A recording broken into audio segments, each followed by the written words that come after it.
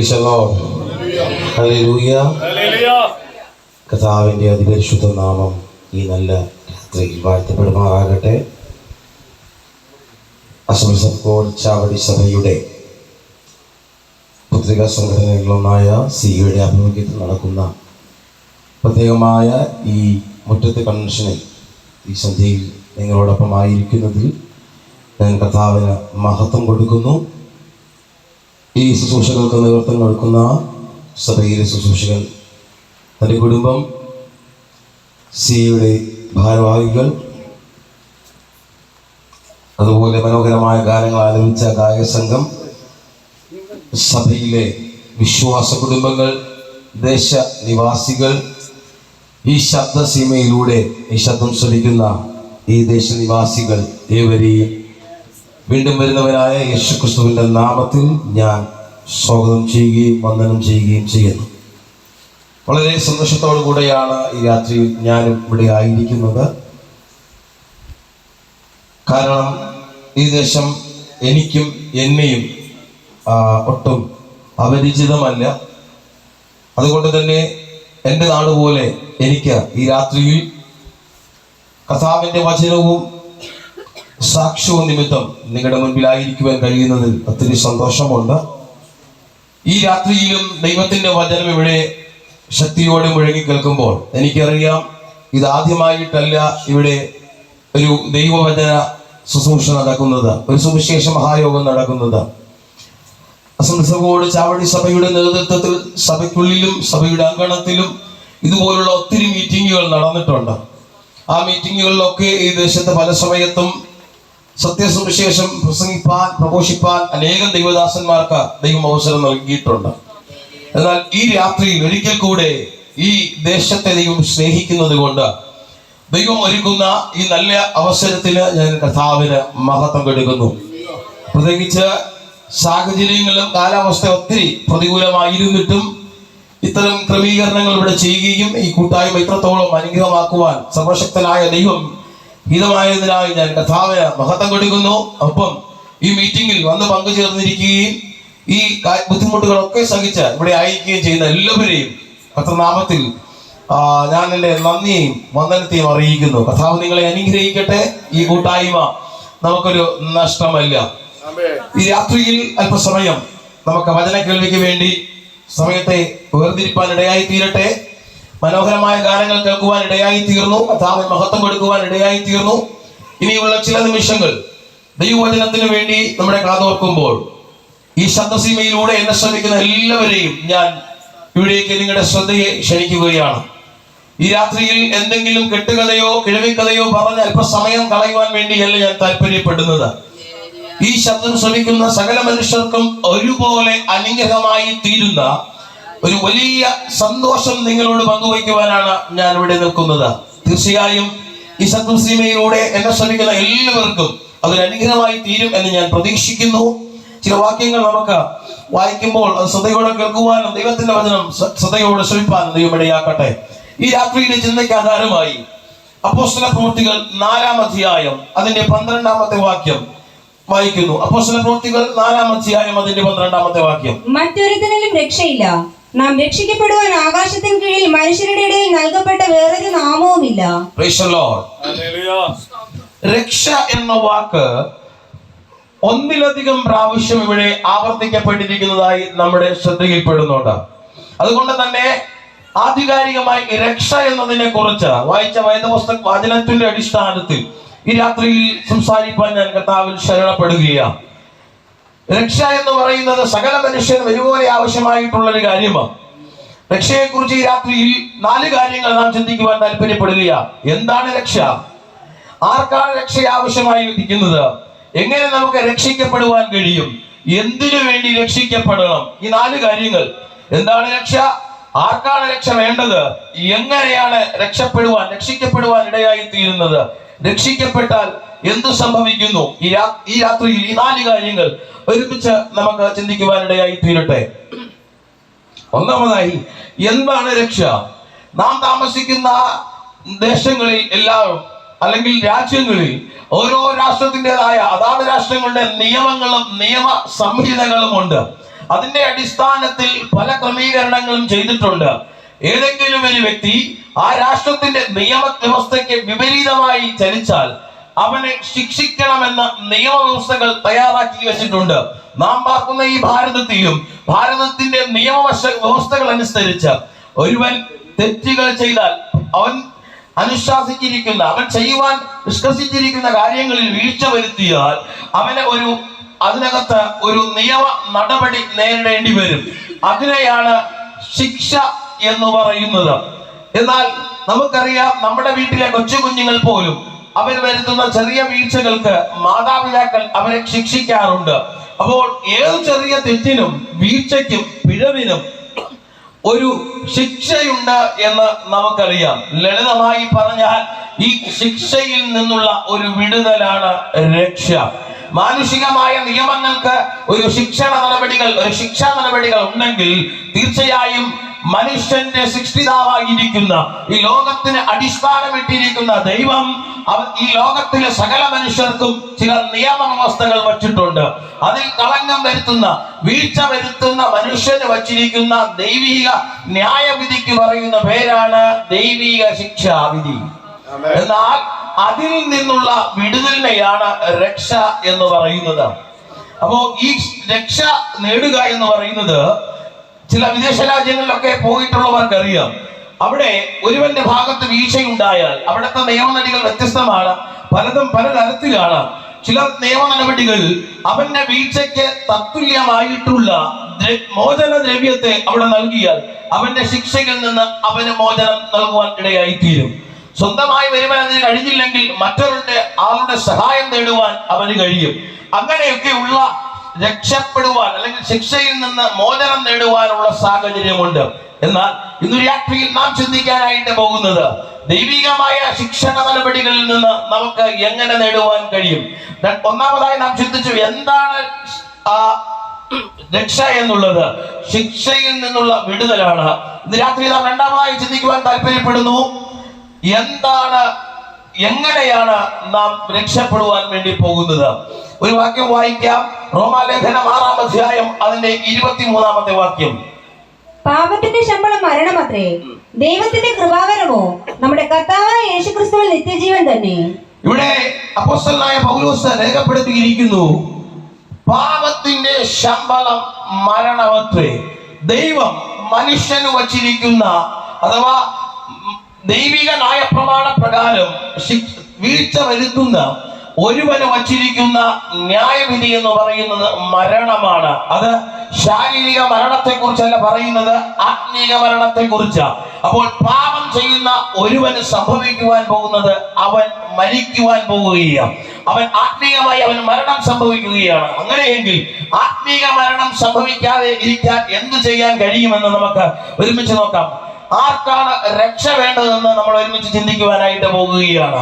വേദപുസ്തകം പറയുന്നു, റോമാലേഖനം 3-ാം അധ്യായം അതിന്റെ 23-ാം വാക്യം ഒന്ന് വായിച്ചേ. ഒരു വ്യത്യാസവുമില്ല, എല്ലാവരും പാപം ചെയ്ത് ദൈവതേജസ് ഇല്ലാത്തവരായി തീർന്നു. ഇവിടെ നമുക്ക് മനസ്സിലാക്കാൻ കഴിയുന്നത് ഒരു വ്യത്യാസവുമില്ല, എല്ലാവരും എന്ന് പറഞ്ഞാൽ സകല മനുഷ്യരും പാപം ചെയ്ത് ദൈവ തേജസ് ഇല്ലാത്തവരായിരിക്കുന്നു. അതിന്റെ അർത്ഥം സകല മനുഷ്യരും, ഈ ഭൂമിയിൽ ജനിച്ചിരിക്കുന്ന സകല മനുഷ്യരും പാപികൾ എന്ന ഗണത്തിലാണ് ഉൾപ്പെട്ടിരിക്കുന്നത്. അതെ, ഈ ഭൂമിയിൽ ജനിച്ചിരിക്കുന്ന എല്ലാവർക്കും തന്നെ രക്ഷ ആവശ്യമാണ്.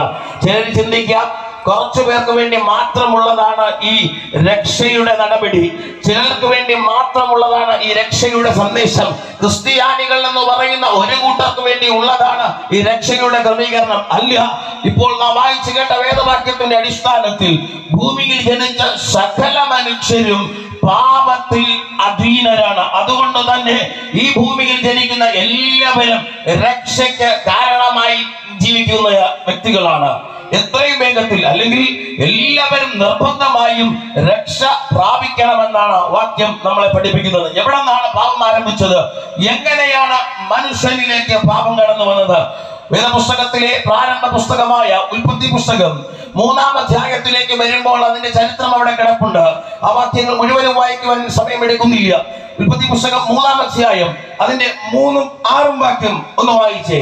എന്നാൽ നിങ്ങൾ മരിക്കാതിരിക്കേണ്ടതിന് തോട്ടത്തിന്റെ നടുവിലുള്ള വൃക്ഷത്തിന്റെ ഫലം തിന്നരുത്, തൊടുകയും അരുത് എന്ന് ദൈവം കൽപ്പിച്ചിട്ടുണ്ട് എന്ന് പറഞ്ഞു. 6-ാമത്തെ വാക്യം. ആ വൃക്ഷഫലം തിന്മാൻ നല്ലതും കാണാൻ ഭംഗിയുള്ളതും ജ്ഞാനം പ്രാപിപ്പാൻ കാമ്യമെന്ന് സ്ത്രീ കണ്ടു. ഫലം പറിച്ചു തിന്ന് ഭർത്താവിനും കൊടുത്തു, അവനും തിന്നു. പാപം മനുഷ്യനിലേക്ക് കടന്നു വന്ന ഒന്നാമത്തെ സംഭവമാണ് ഇവിടെ എഴുതി വച്ചിരിക്കുന്നത്. ദൈവത്തിന്റെ തനി സാദൃശ്യവും സ്വരൂപത്തിലും നിറഞ്ഞിരുന്ന ആദ്യത്തെ മനുഷ്യൻ, സൃഷ്ടിയുടെ മകുടമായ മനുഷ്യൻ, ഭൂമിയിൽ സൃഷ്ടിച്ച മറ്റെല്ലാത്തേക്കാൾ ശ്രേഷ്ഠമായി ദൈവം സൃഷ്ടിച്ച ആദിമ മനുഷ്യനായ ആദാമും ഹവ്വായും ഈ ഭൂമിയിൽ ജന്മമെടുത്തത് ദൈവത്തെ പ്രസാദിപ്പിക്കുവാൻ വേണ്ടിയാ. പക്ഷേ ദൈവം അവരോട് ആവശ്യപ്പെട്ട ഒരു കാര്യം ഇതാണ്: ദൈവത്തിന്റെ കൽപ്പനകൾ അനുസരിച്ച് ജീവിക്കണം. ഒത്തിരി കാര്യങ്ങൾ അവരോട് പറഞ്ഞു, ഒത്തിരി കാര്യങ്ങൾ അവർക്ക് വേണ്ടി സൃഷ്ടിച്ചു നൽകി, ഒത്തിരി നല്ല ക്രമീകരണങ്ങൾ ചെയ്തു. എന്നിട്ട് അവരോട് പറഞ്ഞു, ലളിതമായ ഒരു കാര്യം പറഞ്ഞു: ഈ തോട്ടത്തിൽ നടുവിൽ നിൽക്കുന്ന ഒരു വൃക്ഷമുണ്ട്, ആ വൃക്ഷത്തിന്റെ ഫലം തിന്നരുത്. പക്ഷേ അവിടെ വായിച്ചത് ഇങ്ങനെയാണ്: അവർ രണ്ടുപേരും അത് ഭക്ഷിച്ചു. പറഞ്ഞപ്പോ നന്നായി അവർ ശ്രദ്ധിച്ചു, നന്നായി കേട്ടു. പക്ഷെ അടുത്തൊരു തലത്തിലേക്ക് പോയപ്പോൾ അവർ അത് തെറ്റിച്ച് ആ ഫലം തിന്നു. ചിലർ ചോദിക്കാറുണ്ട്, ഒരു ചെറിയ ഫലം തിന്നതിനാണോ ഇത്രയും വലിയ പാപമായി തീർന്നത്? ശ്രദ്ധിക്കണമേ, ദൈവം സൃഷ്ടിച്ച മനുഷ്യൻ ഇന്ന് നാം മനസ്സിലാക്കുന്നത് പോലെ ആർട്ടിഫിഷ്യൽ ഇന്റലിജൻസ് ഉള്ള റോബോട്ടുകളോ മെഷീനുകളോ പോലെ അല്ല ദൈവം മനുഷ്യനെ സൃഷ്ടിച്ചത്. സ്വന്തമായി ചിന്തിക്കുവാനും സ്വന്തമായി പ്രവർത്തിക്കുവാനും സ്വന്തമായി വികാരമുള്ള ജീവികളായി ജീവിക്കാനുമാണ് ദൈവം മനുഷ്യനെ സൃഷ്ടിച്ചത്. അങ്ങനെ ചിന്തിക്കുവാനും അവരുടെ ഇഷ്ടത്തിന് ചലിക്കുവാനുമുള്ള സ്വാതന്ത്ര്യം നൽകി സൃഷ്ടിച്ച മനുഷ്യൻ അവർ തെറ്റിലേക്ക് കൈനീട്ടിയപ്പോൾ ദൈവസന്നിധിയിൽ അത് പാപമായി തീരുവാൻ ഇടയായി തീർന്നു. ശ്രദ്ധിക്കുക, എന്നെ കേൾക്കുന്ന പ്രിയപ്പെട്ടവരെ, ദേശനിവാസികളെ, സഹോദരങ്ങളെ, ദൈവം നമ്മെ സൃഷ്ടിച്ചിരിക്കുന്നത് ഒരു മിഷനെ പോലെ അല്ല, ഒരു യന്ത്രത്തെ പോലെയല്ല. സ്വിച്ച് ഇടുമ്പോൾ അതിന്റെ ക്രമീകരണത്തിന് ഒത്തവണ്ണം ചലിപ്പാൻ വേണ്ടിയല്ല. പകരം നമുക്ക് നമ്മുടേതായ സ്വാതന്ത്ര്യമുണ്ട്, നമുക്ക് നമ്മുടേതായ ഇഷ്ടത്തിനൊത്തവണ്ണം ചലിക്കുവാനുള്ള അവകാശമുണ്ട്. പക്ഷെ ഒരു കണ്ടീഷൻ മാത്രമേ ഉള്ളൂ, അത് നേരായ ദിശയിൽ ആയിരിക്കണം എന്ന് മാത്രം. എന്നാൽ ഇവിടെ ദൈവം സൃഷ്ടിച്ച ദൈവത്തിന്റെ സൃഷ്ടിയുടെ മകുടമായ ഏറ്റവും ശ്രേഷ്ഠതയായിരുന്ന ആദാമും ഹവ്വായും പാപത്തിൽ വീണുപോയി. അങ്ങനെ പാപത്തിൽ അവിടെ ആരംഭം കുറിക്കുവാനിടയായി. എന്നാൽ അതുകൊണ്ട് തീരുന്നില്ല. ദൈവം അവരോട് പറഞ്ഞൊരു കാര്യം ഇതാണ്: നിന്നിൽ നിന്ന് ജനിക്കുന്ന സകല തലമുറകളും പാപത്തിന്റെ അധീനരായി ഈ മണ്ണിൽ പിറക്കുവാൻ പോകുകയാണ്. ഞാനെന്ന് പറയുമ്പോൾ ചിലർക്കെങ്കിലും ഒരു സംശയം തോന്നാം, എങ്ങനെയാണ് ഒരു വ്യക്തി ചെയ്ത പാപം മറ്റുള്ളവരിലേക്ക് കടന്നു വരുന്നത്? അങ്ങനെ ഒരു സംവിധാനമുണ്ടോ? അങ്ങനെ ഒരു യാഥാർത്ഥ്യമുണ്ടോ എന്ന് ചിലപ്പോൾ പലരും ചോദിച്ചേക്കാം. എന്നാൽ ഇന്ന് ശാസ്ത്രം ഇത്രയും പുരോഗമിച്ചിരിക്കുന്ന ഈ കാലഘട്ടത്തിൽ നമുക്കറിയാം, ഒരു വ്യക്തി ഒരു രോഗവുമായിട്ട് ഹോസ്പിറ്റലിൽ ചെന്ന് കഴിഞ്ഞാൽ ഡോക്ടർ പരിശോധിച്ചിട്ട് മിക്കവാറും ചോദിക്കുന്നൊരു ചോദ്യമുണ്ട്: നിങ്ങളുടെ വീട്ടിൽ ഈ അസുഖം മറ്റു ആർക്കെങ്കിലും ഉണ്ടോ? ഇതിനു മുമ്പ് മുന്നിലെ തലമുറയിൽ മറ്റാർക്കെങ്കിലും ഈ അസുഖമുണ്ടോ? എന്താ അതിന്റെ കാരണം? മറ്റൊന്നുമല്ല, രോഗങ്ങൾ തലമുറകളിലേക്ക് പാസ് ചെയ്യപ്പെടുന്നു എന്ന് വൈദ്യശാസ്ത്രം തെളിയിച്ചു. ജനിക്കുന്ന കുഞ്ഞ് ജനിക്കുമ്പോൾ തന്നെ ഡയബറ്റിക് ആയിട്ട് രേഖപ്പെടുത്തുന്നു. ആ കുഞ്ഞ് പഞ്ചസാര കഴിച്ചിട്ടാണോ, ആഹാരം കഴിച്ചിട്ടാണോ? അല്ല, അമ്മയിൽ നിന്ന് ഡയബറ്റിക്സ് കുഞ്ഞുങ്ങളിലേക്ക് പകരപ്പെടുന്നു. അങ്ങനെയെങ്കിൽ പാപത്തിന് എന്തുകൊണ്ട് തലമുറകളിലേക്ക് പോകുവാൻ കഴിയത്തില്ല? തീരുന്നില്ല. നമുക്കറിയാം, അപ്പന്റെ അല്ലെങ്കിൽ അമ്മയുടെ രക്തഗ്രൂപ്പ് മക്കളിലേക്ക് ട്രാൻസ്ഫോം ചെയ്യപ്പെടുന്നുണ്ട്, DNA ട്രാൻസ്ഫോം ചെയ്യപ്പെടുന്നുണ്ട്. എന്തിനേറെ പറയുന്നു, സ്വഭാവങ്ങൾ കണ്ടിട്ട് മറ്റുള്ളവർ പറയുന്നില്ലേ, ഇതേ ഇത് അപ്പനെ പോലെ തന്നെയാ, ഇത് അമ്മയെ പോലെ തന്നെയാ. ഇത്രയും വ്യക്തമായ തെളിവുകൾ ഒരു തലമുറയിൽ നിന്ന് മറ്റൊരു തലമുറയിലേക്ക് സമ്മതിക്കുമ്പോൾ വേദപുസ്തക ചരിത്രം പറയുകയാണ്, വേദപുസ്തകം പറയുകയാണ്, അതെ, ഇത് മാത്രമല്ല, രോഗം മാത്രമല്ല, DNA മാത്രമല്ല, സ്വഭാവം മാത്രമല്ല, പാപവും ഇതാ തലമുറകളിലേക്ക് പകരപ്പെടുകയാ. അതുകൊണ്ടാ അവിടെ രേഖപ്പെടുത്തിയിരിക്കുന്നത്, ജനിക്കുന്ന അഥവാ നിന്നിൽ നിന്ന് ഉത്ഭവിക്കുന്ന തലമുറകളെല്ലാം ജനിക്കുന്നത് തന്നെ പാപികളായിട്ടാണ്. അതുകൊണ്ട് തീരുന്നില്ല. രണ്ടാമത്തെ കാര്യം, പാപത്തിന്റെ ഒന്നാമത്തെ ഘട്ടമാണ് ഞാൻ പറഞ്ഞത്. ഇനി രണ്ടാമത്തെ കാര്യം പറയുന്നുണ്ട്, കർമ്മപാപം. ജനിക്കുമ്പോൾ പാപി, ജന്മപാപി. അടുത്ത കർമ്മപാപം. ശ്രദ്ധിച്ച് കേൾക്കണമേ. കുഞ്ഞുങ്ങളെ ആരും കള്ളത്തരം പഠിപ്പിച്ചിട്ടല്ല പലതും അവർ ചെയ്തു തുടങ്ങുന്നത്. കള്ളം പറയാൻ ആരും പഠിപ്പിച്ചിട്ടല്ല അവർ ചെയ്തു തുടങ്ങുന്നത്. എന്താ കാരണം? അവരുടെ ഉള്ളിൽ കിടക്കുന്ന പാപത്തിന്റെ സ്വഭാവം തന്നെ, പാപത്തിന്റെ പ്രവൃത്തികൾ അവരിൽ ചെയ്തു തുടങ്ങുകയാണ്. പലരും ചിന്തിക്കും പാപം പാപം പാപം എന്ന് പറയുന്നു. എവിടെയാ പാപം? ഇന്ന് നമ്മൾ നോക്കുന്ന വാർത്താ മാധ്യമങ്ങൾ നോക്കിയാൽ നമുക്കറിയാം നമ്മുടെ ചുറ്റും നടക്കുന്ന വിഷയങ്ങൾ എന്താണ്. അമ്മ നൊന്തു പ്രസവിച്ച കുഞ്ഞിനെ അല്പം സുഖത്തിനു വേണ്ടി, സ്വാർത്ഥ താല്പര്യത്തിനു വേണ്ടി കഴുത്തു ഞെരിച്ചു കൊല്ലുന്നു. സ്വന്തം പ്രാണനെ പോലെ സ്നേഹിക്കേണ്ടുന്ന ഭർത്താവിനെ ഭർത്താവ് ഭാര്യയെ ജീവനോടെ ദഹിപ്പിക്കുന്നു. ഇത് നടക്കുന്നത് നമ്മുടെ ചുറ്റുമല്ലേ? എന്താ ഇതിന്റെ കാരണം? മറ്റൊന്നുമല്ല, ജീവിതത്തിൽ അലിഞ്ഞു കിടക്കുന്ന, ഒളിഞ്ഞു കിടക്കുന്ന പാപത്തിന്റെ കളികൾ.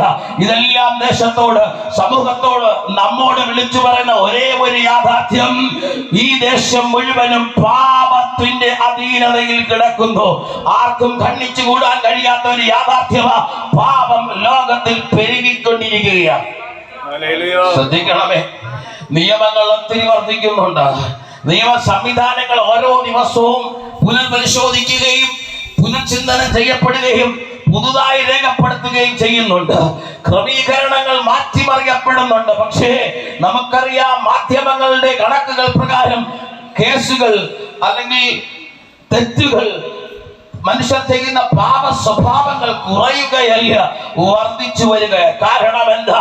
ശരീരത്തിൽ, ജീവിതത്തിൽ ഒളിഞ്ഞു കിടക്കുന്ന പാപ സ്വഭാവം ഓരോ ദിവസവും പലതരത്തിൽ തലപൊങ്ങി വരികയാ.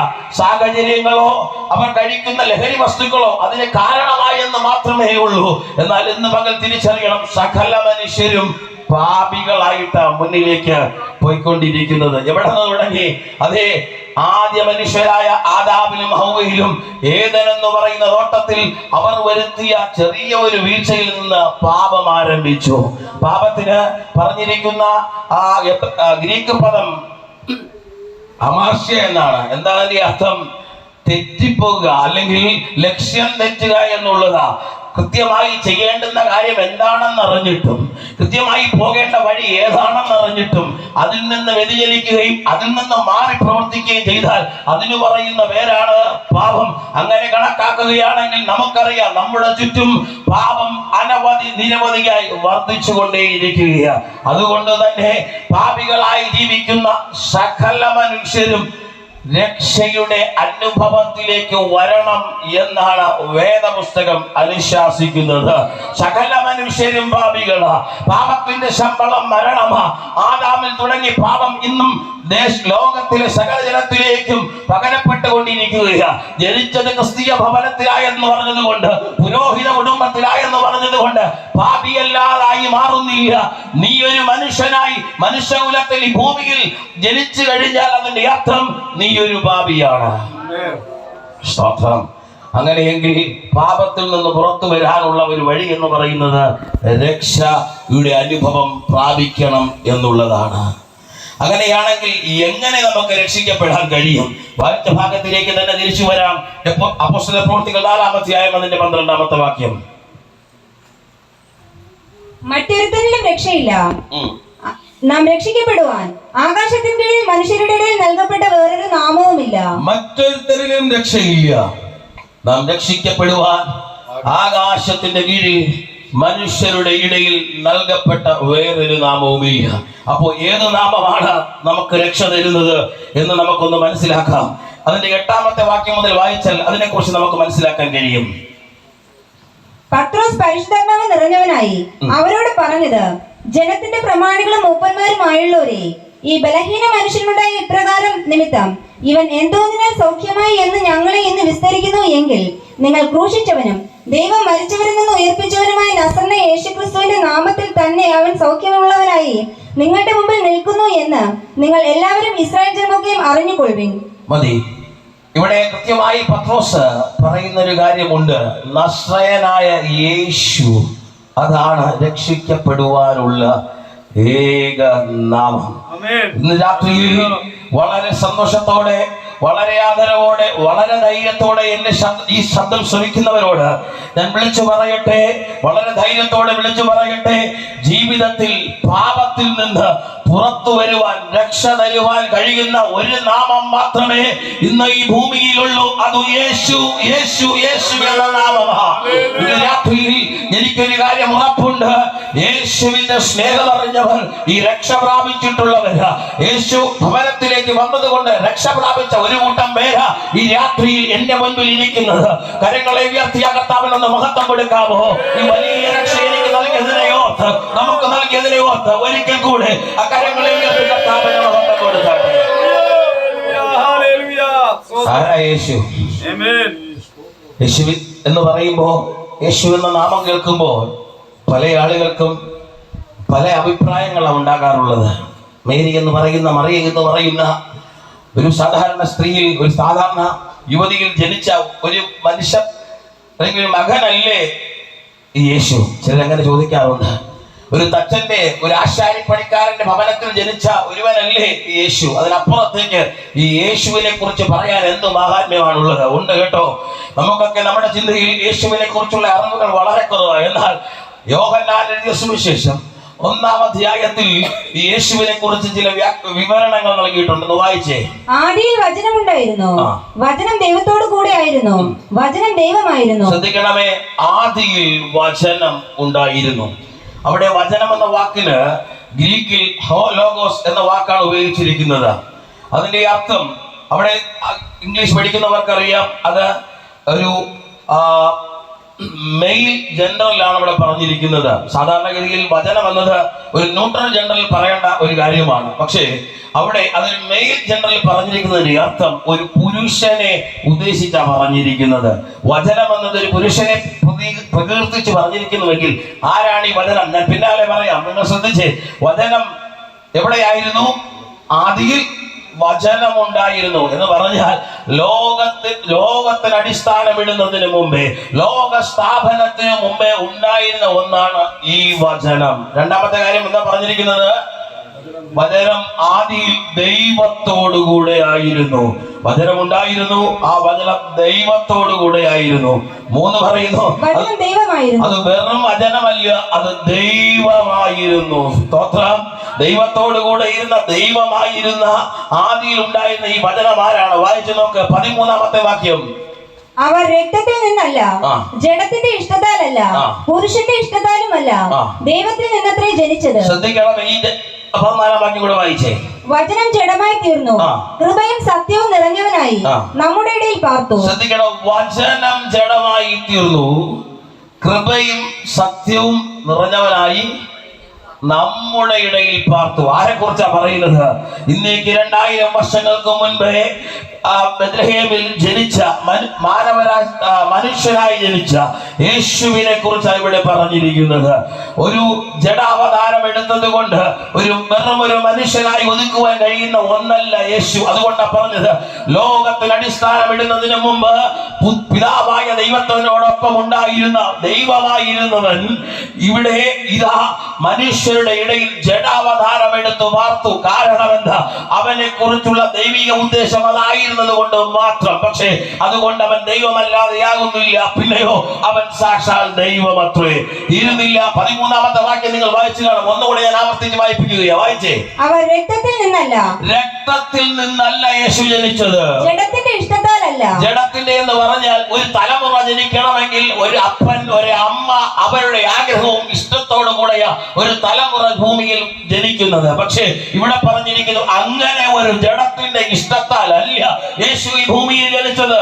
പുരുഷന്റെ ഇഷ്ടത്താലുമല്ല, ഒരു പുരുഷന്റെ ഇഷ്ടത്താലുമല്ല, ദൈവത്തിൽ നിന്നത്രേ ജനിച്ചത്. അതെ, ദൈവത്തിൽ നിന്നത്രേ ജനിച്ചത്. ഒരുപക്ഷേ ചില നാളുകൾക്ക് മുമ്പ് ഈ വിഷയം ഇങ്ങനെ പറഞ്ഞാൽ ആളുകൾക്ക് ഉൾക്കൊള്ളുവാൻ കഴിഞ്ഞെന്ന് വരത്തില്ല. പക്ഷെ ഇന്ന് ചരിത്രം അല്ലെങ്കിൽ ശാസ്ത്രം ഇത്ര പുരോഗമിച്ച കാലഘട്ടത്തിൽ ഒരുപക്ഷെ നമ്മളും കേട്ടിട്ടുണ്ടാകും വാടക ഗർഭപാത്രം എന്നൊരു സംവിധാനം. എന്താ?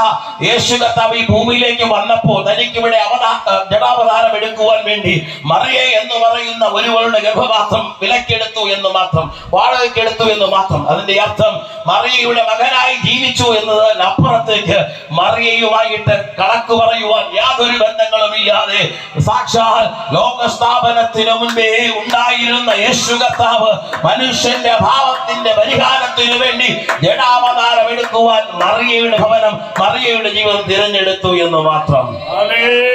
അപ്പൊ ഇനി ആരും പറയരുത് വെറും ഒരു മനുഷ്യകുലത്തിൽ ജനിച്ച മനുഷ്യനായ ഒരു മറിയയുടെ മകനാണ് യേശു. അത്രയല്ല, മറിയയല്ല, മറിയയുടെ ഉദരത്തിൽ പിറന്ന സർവശക്തനായ ദൈവമാണ് നമ്മുടെ ആരാധ്യ മനുഷ്യൻ.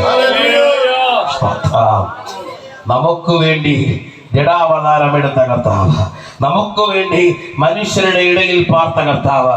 ഇനി നോക്കിക്കേ, ഒത്തിരി കാര്യങ്ങളിൽ അവൻ വ്യത്യസ്തനാണ്. ജനിച്ചത് സാധാരണ ഒരപ്പൻ ഒരമ്മ, അവർക്ക് വേണ്ടി ഒരു മകൻ ജനിക്കുമ്പോൾ നാം വായിച്ചല്ലോ, സ്വന്തമായി ഒന്നും പറയാനില്ലാതെ ഒരു വാടക ഗർഭപാത്രത്തിൽ ജനിച്ചവനാണ് യേശു. ഭൂമിയിൽ അപ്പനും അമ്മയും വേണം ജീവിക്കാൻ, പക്ഷേ പേര് പറയാൻ വേണ്ടി ഒരു അപ്പന്റെ അമ്മയുടെ കൂടെ ജീവിച്ചവനാണ് യേശു. അതുകൊണ്ടും തീരുന്നില്ല. മരിച്ചു കഴിഞ്ഞപ്പോ സാധാരണഗതിയിൽ ഏറ്റവും മാന്യമായ അടക്കം എല്ലാവർക്കും കിട്ടുന്നതാണ്. പക്ഷേ മറ്റൊരാൾക്ക് വേണ്ടി ഒരുക്കപ്പെട്ട കല്ലറയിൽ അടക്കപ്പെട്ടവനാണ് യേശു എന്ന് പറഞ്ഞ് യേശു ഒട്ടും കുറഞ്ഞവനല്ല കേട്ടോ. കാരണം എന്താണെന്നറിയാമോ? പിതാവായ ദൈവത്തിന്റെ സ്വന്തം ഇഷ്ടത്താൽ ഈ ഭൂമിയിലേക്ക് വന്നവനാ. സകല മനുഷ്യരുടെ ഭാവപരിഹാരത്തിന് വേണ്ടി കടന്നു വന്നവനാ. അവന്റെ ഉത്തരവാദിത്വം നിറവേറ്റുവാൻ വേണ്ടി ഈ കാര്യങ്ങളിലൂടെ കടന്നുപോയി എന്നും മാത്രമേ ഉള്ളൂ. എന്നാൽ നമ്മുടെ വിഷയം ഇതൊന്നുമല്ല. ഈ യേശു നമുക്ക് വേണ്ടി എന്ത് ചെയ്തു, എങ്ങനെ നമുക്ക് രക്ഷ പ്രാപിക്കാൻ കഴിയും, അതിലേക്ക് നമുക്കൊന്ന് നോക്കാം. ഞാൻ നേരത്തെ ഓർപ്പിച്ചു, ഒരുവൻ തെറ്റ് ചെയ്താൽ അവന്റെ തെറ്റിന് പകരമായി, അവന്റെ തെറ്റിന് പ്രായശ്ചിത്തമായി മറ്റൊരുവൻ ശിക്ഷ ഏൽക്കുകയോ തത്തുല്യമായ മോചനദ്രവ്യം നൽകുകയോ വേണം. പക്ഷെ നാം വായിച്ചു, സകല മനുഷ്യരും പാപികളാണ്, പിന്നെ ആരാ നമ്മളെ രക്ഷിക്കാനുള്ളത്? എന്നാൽ പാപമൊഴികെ സകലത്തിലും പരീക്ഷിക്കപ്പെട്ടവനായ യേശു കർത്താവ് നമുക്ക് വേണ്ടി തന്റെ ജീവനെ കാൽവരിയിൽ അർപ്പിക്കുവാനിടയായി. യേശു നൽകിയത് ജീവൻ മാത്രമല്ല, തന്റെ ജീവിതത്തിലെ ഏറ്റവും പ്രധാനപ്പെട്ട രക്തം തന്നെയാണ്. സ്തോത്രം. എന്താ രക്തത്തിന്റെ വില എന്നറിയാമോ? വായിച്ചു നോക്കിക്കേ, 1 പത്രോസ് 1-ാം അധ്യായം അതിന്റെ 18-ാമത്തെ വാക്യം.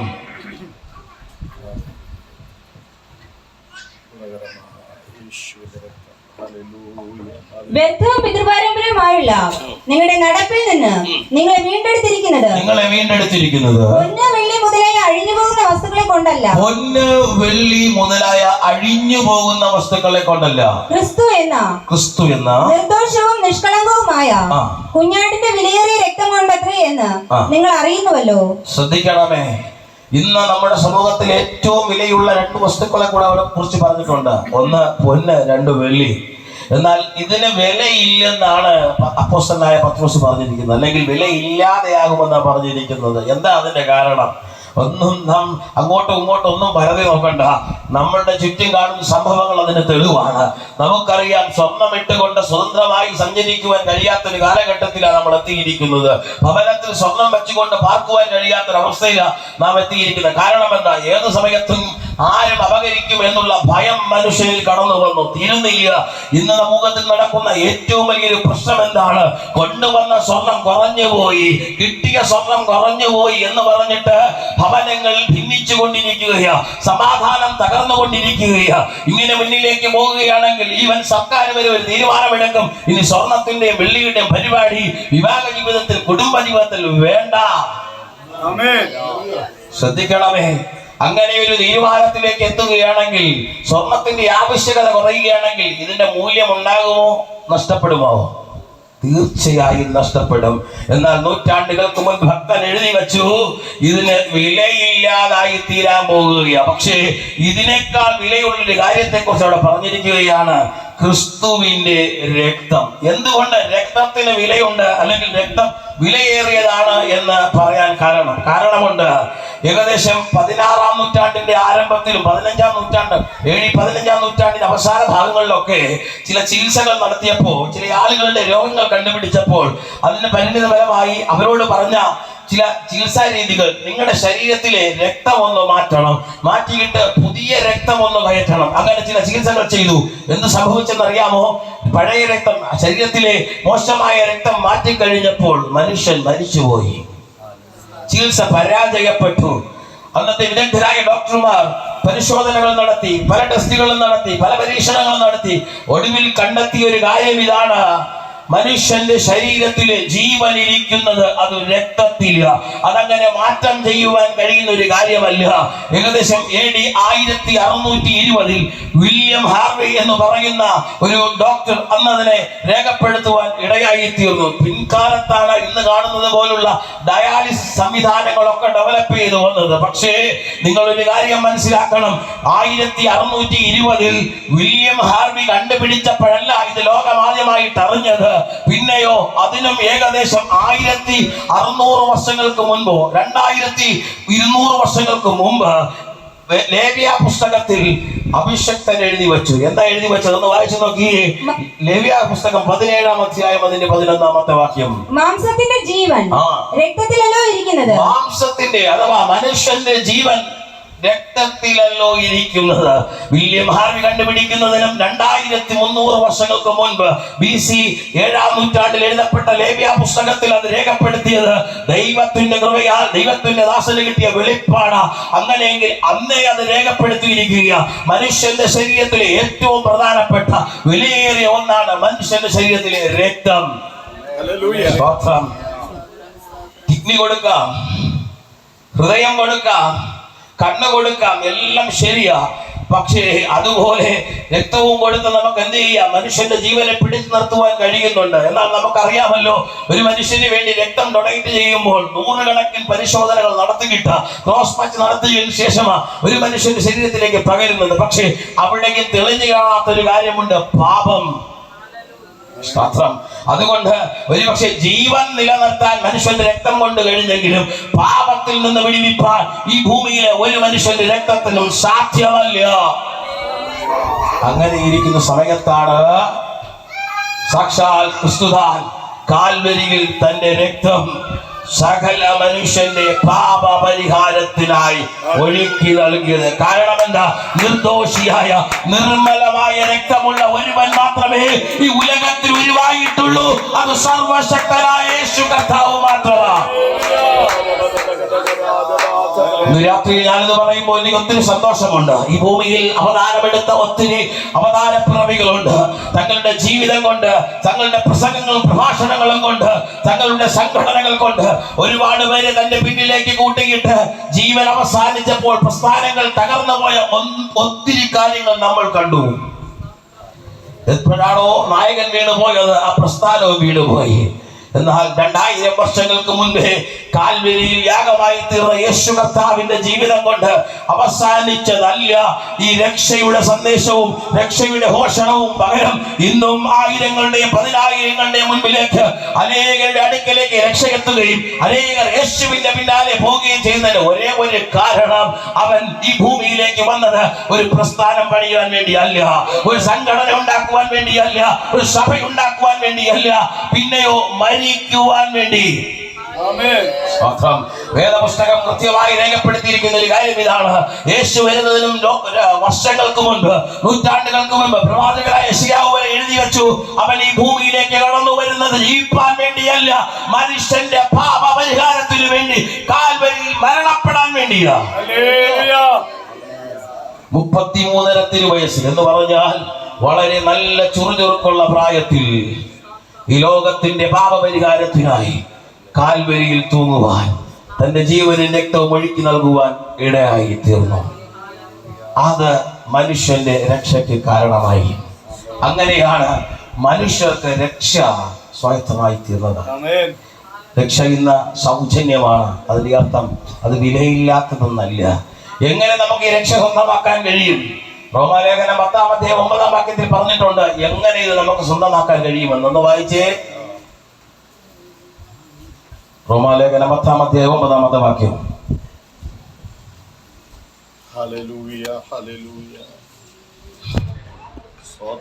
റോമാലേഖനം 10-ാം അധ്യായം അതിന്റെ 9-ാം വാക്യം. യേശുവിനെ കർത്താവെന്ന് വായ്കൊണ്ട് ഏറ്റുപറയുകയും ദൈവം അവനെ മരിച്ചവരിൽ നിന്ന് ഉയർത്തെഴുന്നേൽപ്പിച്ചു എന്ന് ഹൃദയം കൊണ്ട് വിശ്വസിക്കുകയും ചെയ്താൽ നീ രക്ഷിക്കപ്പെടും. ഒന്നുകൂടി ആ വാക്യം വായിക്കാമോ?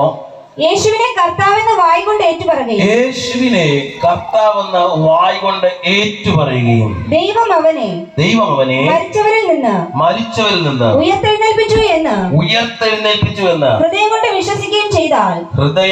വിശ്വസിക്കുകയും ചെയ്താൽ നീ രക്ഷിക്കപ്പെടും. യേശു ഭൂമിയിൽ വന്നത് യാഥാർത്ഥ്യമാണ്. യേശു ഭൂമിയിൽ ജീവിച്ചെന്നുള്ളത് വളരെ യാഥാർത്ഥ്യമാണ്. മരിച്ചെന്നുള്ളതും യാഥാർത്ഥ്യമാണ്. അതിന്റെ അർത്ഥം രക്ഷ നമുക്ക് സ്വന്തമായി എന്നല്ല, പകരം അത് നമ്മുടെ ജീവിതത്തിലേക്ക് കടന്നു വരണമെങ്കിൽ ഇതിന്റെ ഒരു പടിയൂടെയുണ്ട്. യേശുവിനെ കർത്താവെന്ന് വായ് കൊണ്ട് ഏറ്റുപറയണം.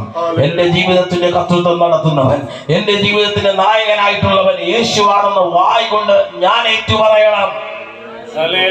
ചിലർ ചിന്തിക്കും, ഭാര്യയ്ക്ക് വേണ്ടി ഭർത്താവിനും, ഭർത്താവിന് വേണ്ടി ഭാര്യയ്ക്കും, അപ്പനും അമ്മയ്ക്ക് വേണ്ടി മക്കൾക്കും, മക്കൾക്ക് വേണ്ടി അപ്പനും അമ്മയ്ക്കും ചെയ്യാൻ കഴിയുന്ന ഒരു കാര്യമാണ് ഇതെന്ന്. അല്ല, നിനക്ക് വേണമെങ്കിൽ, എനിക്ക് വേണമെങ്കിൽ ഞാൻ ചെയ്യേണ്ടുന്ന ഒരു ക്രിയയാണ്. രണ്ട്, അവൻ മരിച്ചവരുടെ ഇടയിൽ നിന്ന് ഉയർത്തെഴുന്നേറ്റെന്ന് ഹൃദയം കൊണ്ട് വിശ്വസിക്കണം. എന്തുകൊണ്ട് അത് പൗലോസ് അപ്പോസ്തലൻ പറഞ്ഞു എന്ന് ചോദിച്ചാൽ, ഇന്നും പലരുടെയും ചിന്താഗതി യേശു മരിച്ച് അതുകൊണ്ട് തീർന്ന ഒരു ചരിത്രമാണെന്ന. ചിലർ യേശു ഒരു ചരിത്ര പുരുഷനായിട്ട് പോലും അംഗീകരിക്കുന്നില്ല. എന്നാൽ നമുക്കറിയാം, ലോകത്തിൽ ഇന്നും നിലനിൽക്കുന്ന ചില പച്ചയായ യാഥാർത്ഥ്യങ്ങളുണ്ട്. യേശു ജനിച്ചതിന് തെളിവുകളുണ്ട്, ജീവിച്ചതിന് തെളിവുകളുണ്ട്, വളർന്നതിന് തെളിവുകളുണ്ട്, മരിച്ചടക്കപ്പെട്ടതിന് തെളിവുകളുണ്ട്, ഉയർത്തെഴുന്നേറ്റതിന് തെളിവുകളുണ്ട്. ഇത്രയും തെളിവുകൾ ഇന്നും ചരിത്രത്തിൽ അവശേഷിക്കുമ്പോൾ ആർക്കും നിഷേധിക്കാൻ കഴിയാത്തൊരു കാര്യമാണ് യേശു ചരിത്ര പുരുഷനെന്ന്. അങ്ങനെയെങ്കിൽ അവൻ മരിച്ചടക്കപ്പെട്ട മണ്ണടിഞ്ഞു പോയൊരു ദൈവമല്ല, പകരം മരണത്തെയും പാതാളത്തെയും ഭേദിച്ചുകൊണ്ട് മരണത്തിന്റെ മൂന്നാം നാളിൽ സകല മനുഷ്യർക്കും വേണ്ടി ഉയരങ്ങളിലേക്ക് കയറിപ്പോയ ഒരു ജീവനുള്ള ഒരു ദൈവമാണ് യേശു കർത്താവ്. അത് ഹൃദയം കൊണ്ട് വിശ്വസിക്കണം. എന്നാലേ രക്ഷ സ്വായത്തമാക്കുവാനായിട്ട് കഴിയത്തുള്ളൂ. രക്ഷ എന്താണെന്ന് നമുക്ക് മനസ്സിലായി, ആര് രക്ഷിക്കപ്പെടണമെന്നും നമുക്ക് മനസ്സിലായി, എങ്ങനെ രക്ഷ സ്വന്തമാക്കാൻ പറ്റുമെന്നും നമുക്ക് മനസ്സിലായി. അങ്ങനെയെങ്കിൽ രക്ഷയുടെ അനുഭവം പ്രാപിച്ചാൽ എന്ത് നേട്ടം നമുക്കുണ്ടെന്ന് കൂടെ നമ്മൾ അറിയണ്ടേ. തീർച്ചയായും രക്ഷയെ കുറിച്ച് പറയുന്നത് അത് ത്രികാല രക്ഷ എന്നാ പറയുന്നത്. ഒരിക്കൽ രക്ഷിക്കപ്പെട്ടവൻ അനുദിനവും രക്ഷിക്കപ്പെട്ടുകൊണ്ടിരിക്കുന്നു, ഒടുവിൽ അവൻ രക്ഷിക്കപ്പെടും. എന്താ ഈ മൂന്ന് രക്ഷ? യേശുവിന്റെ സ്നേഹത്തെ ആദ്യമായി അറിയുകയും കേൾക്കുകയും ചെയ്തവൻ ആദ്യം യേശുവിന് വേണ്ടി ജീവിതം കൊടുത്തപ്പോൾ, ഹൃദയം കൊടുത്തപ്പോൾ അവൻ രക്ഷയുടെ ഒന്നാമത്തെ ഘട്ടം പൂർത്തിയാക്കി. അതുകൊണ്ടെല്ലാം അവസാനിച്ചില്ല. ഈ ഭൂമിയിൽ ജീവിക്കുന്ന ഓരോ ദിവസവും പാപത്തിൽ വീണു പോകാതെ രക്ഷയിൽ പുതുക്കം പ്രാപിച്ചുകൊണ്ട് ജീവന്റെ അവസാനം വരെയും രക്ഷിക്കപ്പെട്ടുകൊണ്ടേയിരിക്കണം. ഈ ഭൂമിയിൽ ജീവിച്ച സകല മനുഷ്യനും ഒരവസാനമുണ്ട്. ഭൂമിയിൽ ഒരു അവസാനമുണ്ട്. ഒന്നുകിൽ മരണം സംഭവിക്കും, അതല്ലെങ്കിൽ കർത്താവിന്റെ വരവുണ്ടാകും. ഈ വരവിങ്കൽ അല്ലെങ്കിൽ മരണത്തിങ്കൽ വരെ രക്ഷ ഓരോ ദിവസവും നമ്മുടെ ജീവിതത്തിൽ സംഭവിച്ചു കൊണ്ടേയിരിക്കണം. എന്നാൽ അത് കഴിയുമ്പോൾ സംഭവിക്കുന്ന ഒരു കാര്യമുണ്ട്, നമുക്ക് വേണ്ടി ഒരു അവസാനത്തെ രക്ഷയുണ്ട്.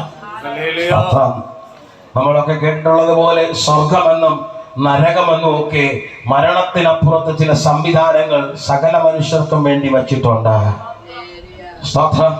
മരിച്ചു കഴിഞ്ഞാൽ എവിടെ പോകണമെന്ന് ചിന്തിക്കുന്നത്, തീരുമാനിക്കുന്നത് മരിച്ചതിന് ശേഷമല്ല, നമ്മുടെ വീട്ടുകാരല്ല. പകരം ഒരുവൻ ഈ ഭൂമിയിൽ താമസിക്കുമ്പോൾ അവന്റെ ജീവിതത്തെ കുറിച്ച് പറഞ്ഞിരിക്കുന്നത് ഈ ഭൂമിയിലെ ജീവിതം നിത്യതയ്ക്ക് വേണ്ടിയുള്ള ഒരുക്ക കാലഘട്ടമാണ്.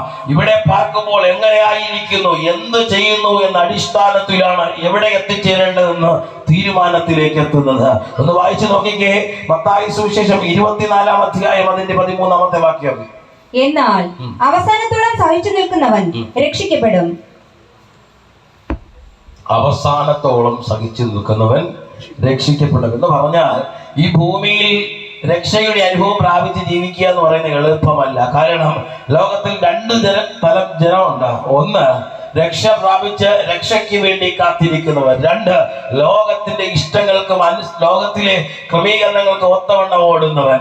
എന്നാൽ ലോകത്തിന്റെ ഇഷ്ടങ്ങൾ ഓടുന്നവനെ നോക്കാതെ രക്ഷയ്ക്ക് വേണ്ടി ഓടുന്നവൻ അല്പം കഷ്ടമൊക്കെ സഹിക്കേണ്ടി വരും, ചില കാര്യങ്ങൾ ചെയ്യാതിരിക്കേണ്ടി വരും, ചിലരൊക്കെ മാറ്റി നിർത്തിയെന്ന് വരും. പക്ഷെ അതൊന്നും വകവയ്ക്കാതെ അവസാനത്തോളം സഹിച്ചു നിൽക്കുന്നവനെ രക്ഷിക്കപ്പെടുകയുള്ളൂ. സ്തോത്രം. ചിലരൊക്കെ ചിന്തിക്കുന്ന ഒരു കാര്യമുണ്ട്, ഞാനിന്നങ്ങ് മരിച്ചാലും കുഴപ്പമൊന്നുമില്ല, എൻ്റെ വീട്ടിലുള്ളവര് എന്നെ എത്തിക്കേണ്ടടുത്ത് എത്തിച്ചോളും.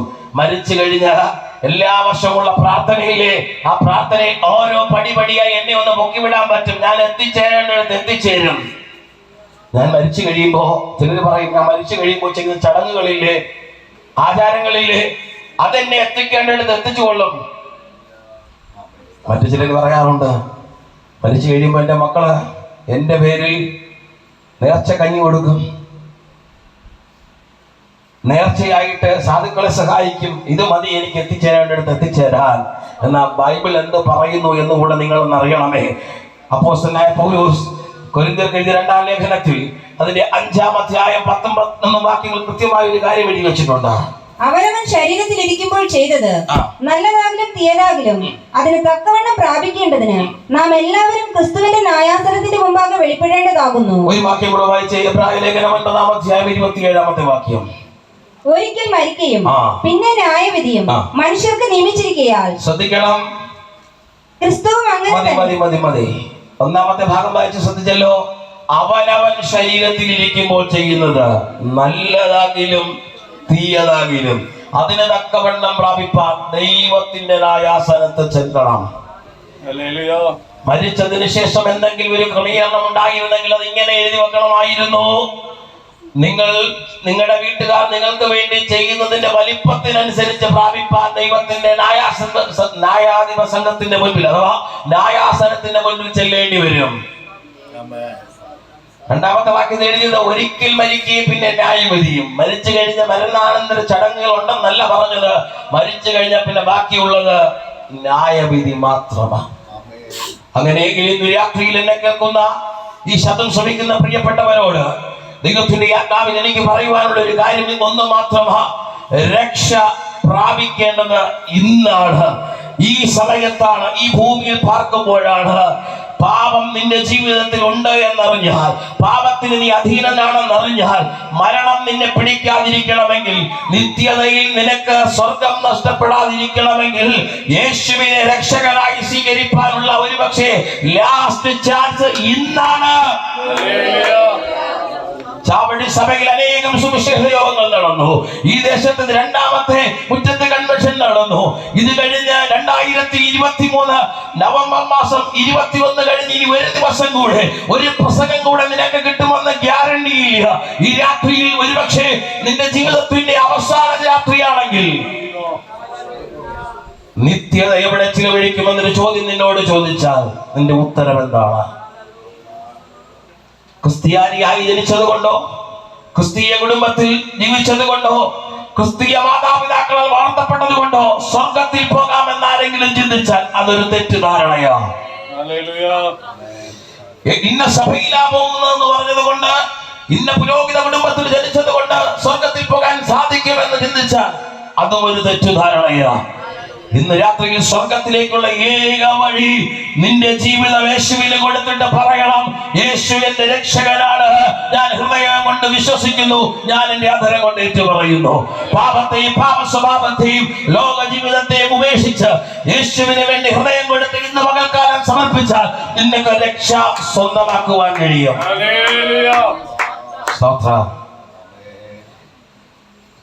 വേദപുസ്തകത്തിൽ ഒരു കഥ പോലെ ഒരു ഉപമ പറഞ്ഞിട്ടുണ്ട്. 10 പേര് മണവാളനായ യേശുവിനെ സ്വീകരിപ്പാൻ വേണ്ടി ഒരുങ്ങി നിന്നു. 10 കന്യകമാർ, 10 പേർ. 10 പേരെയും കൊണ്ടുപോകണമെന്നായിരുന്നു യേശുവിന്റെ ആഗ്രഹം. പക്ഷെ 5 പേരെ കൃത്യമായിട്ട് ഒരുങ്ങിയിട്ടുണ്ടായിരുന്നുള്ളൂ. 5 പേര് തള്ളപ്പെട്ടു. ഒരുങ്ങിയവര് മാത്രമേ പോയുള്ളൂ. 5 പേര് തള്ളപ്പെട്ടു പോയി. പുറമേ നോക്കിയാൽ 10 പേരും കന്യകമാരായിരുന്നു. 10 പേരും ആഗ്രഹിച്ചിരുന്നത് മണവാളനായ ക്രിസ്തുവിനോടൊപ്പം പോകാനാ. പക്ഷെ സാധ്യമായത് 5 പേർക്ക് മാത്രമാ. ഇന്ന് രാത്രി ഞാനിതിവിടെ ആവർത്തിച്ച് പറഞ്ഞതിന്റെ കാരണം ഒന്ന് മാത്രം, പോകുമെന്ന് പറഞ്ഞത് കൊണ്ട് പോകണമെന്ന് നിർബന്ധമില്ല. വീട്ടിലുള്ള ഒരാൾ പോയത് കൊണ്ട് കൂടെ പോകാൻ പറ്റുമെന്നൊരു നിർബന്ധമില്ല. ഭർത്താവും ഭാര്യ ഒരുമിച്ച് 2 വീലറിലായിരിക്കും എല്ലായിടം പോകുന്നത്. പക്ഷേ ഭർത്താവ് സ്വർഗത്തിൽ പോയത് കൊണ്ട് ഭാര്യ പോകണമെന്ന് നിർബന്ധമില്ല. ഭാര്യ പോകുന്നത് കൊണ്ട് ഭാര്യയെ കൊണ്ടുപോകുന്ന ഭർത്താവാണെന്ന് ഉള്ള ചിന്തയിലും പോകണമെന്ന് നിർബന്ധമില്ല. ഇന്ന് രാത്രി നിന്റെ രക്ഷ സ്വന്തമാക്കേണ്ടത് നീയാണ്. ഈ രാത്രി ഒരു സുവർണ്ണ അവസരമായി ദൈവത്തിന്റെ ആത്മാവ് നിനക്ക് നൽകുമ്പോൾ, യേശുവിനെ സ്വീകരിച്ചുകൊണ്ട് ഹൃദയം കൊടുത്തുകൊണ്ട് രക്ഷയ്ക്ക് വേണ്ടി വരുവാൻ നിനക്ക് അവസരം നൽകുമ്പോൾ അതിന് തയ്യാറാണ്. മരണം അത് കൃത്യതയായ ഒരു കാര്യമാണ്.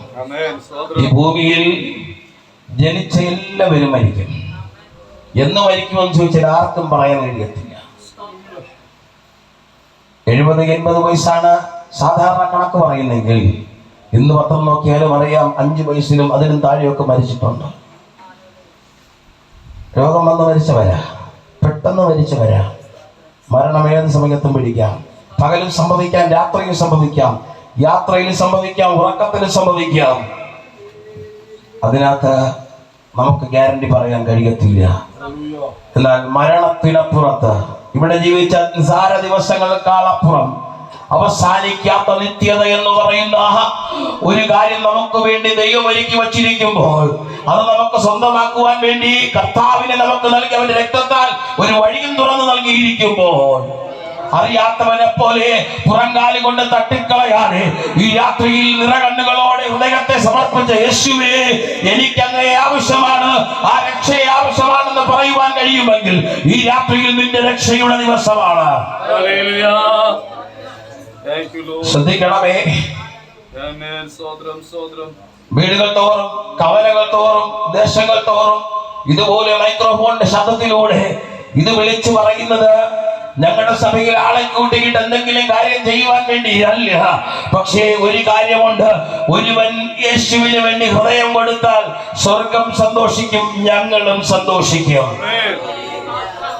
ഒരുപക്ഷേ ഞങ്ങളും പലരും ഇതുപോലെ പാപത്തിൽ കിടന്നവരാ, ചേറ്റിൽ കിടന്നവരാ. ഇതുപോലുള്ള പ്രസംഗങ്ങളിലൂടെ, പ്രഭാഷണങ്ങളിലൂടെ ദൈവസ്നേഹം ഞങ്ങളുടെ ഭവനങ്ങളിലേക്ക് കടന്നു വന്നതുകൊണ്ട്, ഞങ്ങളുടെ ജീവിതത്തിലേക്ക് കടന്നുകൊണ്ട് ഞങ്ങൾക്കൊരു ഉറപ്പുണ്ട്, ഈ രാത്രി ഞാൻ മരിച്ചാലും അത് നഷ്ടമല്ല.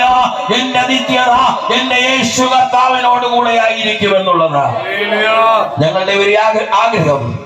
ഈ ദേശനിവാസികളായ ഞങ്ങളുടെ പ്രിയ സഹോദരങ്ങൾ, ഞങ്ങൾ പോകുവാൻ തയ്യാറായിരിക്കുന്ന ആ നിത്യസ്വർഗത്തിലേക്ക് എത്തിച്ചേരണമെന്നുള്ളതാ. ഈ രാത്രിയിൽ സ്വർഗത്തിലെ മഹത്വവും മഹിമയും പറഞ്ഞ് നിങ്ങളെ ആകർഷനാക്കി അവിടേക്ക് കൂട്ടിക്കൊണ്ടുപോകുവാനോ, നരകത്തെ കുറിച്ച് പറഞ്ഞ് ഭയപ്പെടുത്തി അവിടെ നിന്ന് പിന്നിലേക്ക് തിരിക്കുവാനോ ഞങ്ങൾ തയ്യാറാകുന്നില്ല.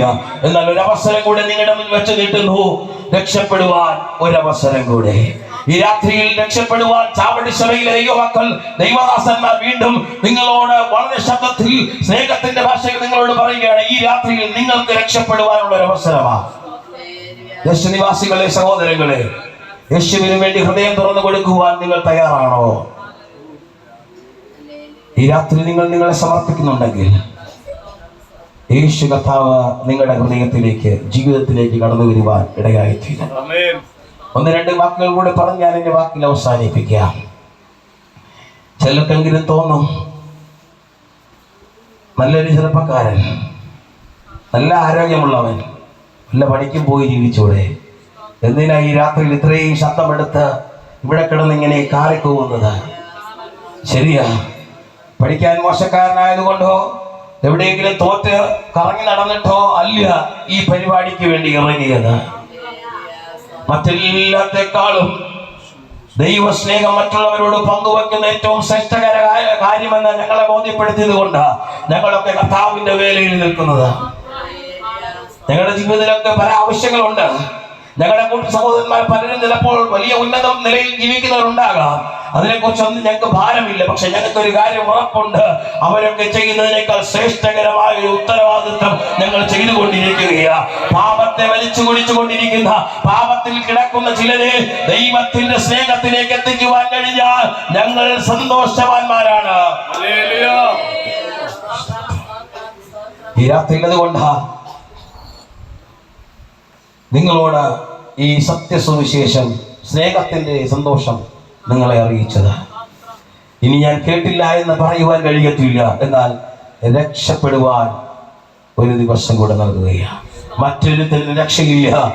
രക്ഷിക്കപ്പെടുവാൻ ആകാശത്തിന്റെ കീഴിൽ മനുഷ്യരുടെ ഇടയിൽ നൽകപ്പെട്ട യേശു അല്ലാതെ വേറൊരു നാമവുമില്ല. കണ്ണുകൾ ദൈവത്തിന്റെ സന്നിധിയിൽ അടയട്ടെ. ഒരുമിച്ച് പ്രാർത്ഥിക്കാൻ പോകുകയാണ്. എന്താണ് രക്ഷയെന്നും ആരാണ് രക്ഷിക്കപ്പെടേണ്ടതെന്നും എങ്ങനെ രക്ഷ പ്രാപിക്കാൻ കഴിയുമെന്നും രക്ഷ പ്രാപിച്ചാൽ എന്ത് സംഭവിക്കുന്നതൊക്കെ ഈ രാത്രിയിൽ നാം കേട്ടു. ഇത് കേട്ട് കഴിഞ്ഞപ്പോൾ ഈ ശബ്ദം ശ്രമിക്കുന്ന ആരെങ്കിലും എനിക്കും ആ രക്ഷ സ്വന്തമാക്കണമെന്നൊരാഗ്രഹമുണ്ടെങ്കിൽ, ഒരുപക്ഷെ നിങ്ങൾ ഈ മീറ്റിംഗ് നടക്കുന്ന സ്ഥലത്തില്ല, ദൂരത്ത് ഈ ശബ്ദം കേൾക്കുന്നുണ്ടായിരിക്കാം, നിങ്ങളുടെ വീട്ടിലായിരിക്കാം, കവലയിലായിരിക്കാം. നിൽക്കുന്ന സ്ഥലത്ത് നിന്ന് ഒരു നിമിഷം ഞങ്ങളോടൊപ്പം പ്രാർത്ഥിപ്പാൻ നിങ്ങൾ തയ്യാറാണോ? നിങ്ങൾ നിൽക്കുന്നിടത്തേക്ക് കടന്നു വരുവാൻ സ്നേഹവാനായ യേശു തയ്യാറാണ്. നിങ്ങളുടെ ഭവനത്തിലേക്ക് കടന്നു വരുവാൻ യേശു തയ്യാറാണ്. യേശു കർത്താവ് നിങ്ങളുടെ രക്ഷിതാവും കർത്താവുമായി മാറിക്കഴിഞ്ഞാൽ നിങ്ങളുടെ ജീവിതത്തിലെ പ്രശ്നങ്ങൾ എടുത്തു മാറ്റുവാൻ, ജീവിതത്തിലെ സാഹചര്യങ്ങൾ എടുത്തു മാറ്റുവാൻ, സമാധാനം നൽകുവാൻ കർത്താവിന് കഴിയും. ഒരുപക്ഷെ ജീവിതത്തിലെ സകല സാധ്യതകൾ നഷ്ടപ്പെട്ട് ഇനി ജീവിക്കേണ്ട, മരിച്ചാൽ മതി എന്ന് ചിന്തിക്കുന്ന രാത്രിയായിരിക്കാം നിന്റേത്. എന്നാൽ യേശുവിന് വേണ്ടി നിന്റെ ഹൃദയം കൊടുത്താൽ മരണമല്ല നിനക്ക് സംഭവിക്കാൻ പോകുന്നത്. ജീവിതത്തിൽ പുത്തൻ പ്രതീക്ഷകൾ തന്ന ദൈവം നിന്നെ മാറ്റിമറിക്കുവാൻ പോവുകയാണ്. ഈ രാത്രിയിൽ യേശുവിന് വേണ്ടി ജീവിതം വിട്ടുകൊടുക്കുവാൻ തയ്യാറാണോ? നിൽക്കുന്ന സ്ഥലത്ത് നിന്ന് ഒരു നിമിഷം കണ്ണുകളെ അടച്ച് ഞങ്ങളോടൊപ്പം പ്രാർത്ഥിക്കാൻ കഴിയുമോ? ഈ രാത്രിയിൽ തലവണക്കിയിരിക്കുന്ന, തീരുമാനമെടുത്തിരിക്കുന്നവർക്ക് വേണ്ടി ഒരു നിമിഷം പ്രാർത്ഥിക്കുവാൻ ഞാൻ കർത്താവിൽ ശരണപ്പെടുകയാണ്. കർത്താവേ, കർത്താവിന് വേണ്ടി ഹൃദയം സമർപ്പിച്ചിരിക്കുന്ന പ്രിയപ്പെട്ടവർക്ക് വേണ്ടി പ്രാർത്ഥിക്കുന്നു. അവരുടെ ജീവിതത്തിലേക്ക് നായകനായി അങ്ങ് കടന്നു വരുന്നതിനായി സ്തോത്രം. നഷ്ടപ്പെട്ടു പോകാതെ, പാപത്തിൽ വീണ്ടും ജീവിക്കാതെ, രക്ഷ സ്വന്തമാക്കി നിത്യസ്വർഗത്തിലെത്തുവാൻ പ്രിയപ്പെട്ടവരെ സഹായിക്കണമേ. ജീവിതത്തിലെ സകല സാധ്യതകളും നഷ്ടപ്പെട്ടു നിൽക്കുന്നിടത്ത് നിന്ന് പുത്തൻ പ്രതീക്ഷകളിലേക്ക് ജീവിതങ്ങളെ മാറ്റിമറിക്കണമേ എന്ന് പ്രാർത്ഥിക്കുന്നു. കർത്താവ് ചെയ്യുന്നതിനായി സ്തോത്രം. യേശുവിൻ നാമത്തിൽ തന്നെ ആമേൻ. പ്രത്യേകിച്ച് ഈ രാത്രിയിൽ പ്രകാരം എനിക്ക് ഒരു അവസരം നൽകുകയും ശുശ്രൂഷിപ്പാൻ എന്നെ ക്ഷണിക്കുകയും ചെയ്ത കർത്തദാസൻ കമ്മിറ്റിയുള്ള നന്ദി അറിയിച്ചുകൊണ്ട് കർത്തസന്നിധിയിലിരിക്കുന്നത് എന്ന് അനുഗ്രഹിക്കട്ടെ.